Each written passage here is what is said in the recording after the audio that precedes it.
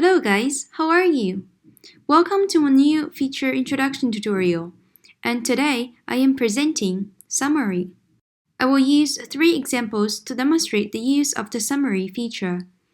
Summary can be used to present a short overview of the main points of the listed topics, in order to quickly give your reader an idea of what your map is about. For example, in this book review map of Designing Your Work Life by Bill Burnett and Dave Evans, I want to summarize the last 2 subtopics by adding a central theme of Chapter 1. Therefore, I am using the summary feature here in order to summarize the central point of the chapter.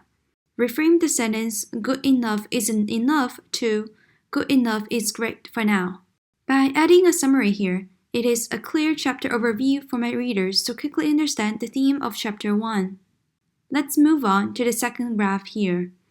In my economics notes, I reviewed and listed 3 alternative theories of economic development. The 3 main sources of external economies contribute to the concept of geographic clustering, as summarized here. Note that a summary topic box doesn't necessarily always use as an end. It also works the same as a floating topic, which can unfold and develop further explanations. Here I am listing more subtopics to explain the geographic clustering. The number of clustering increases until the market is saturated, and the clustering might happen from historical accidents, therefore locking this comparative advantage within a certain area.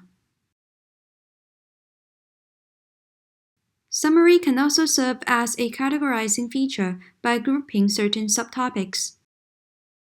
Remember this utility graph from our last video about boundary?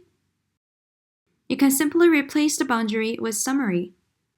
Grouping the first 2 by summary also allows you to categorize that soprano and concert are for beginners.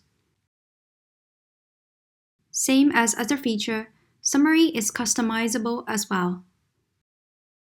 Thanks for your time watching this video today, and I hope this helps. See you next time. Bye bye!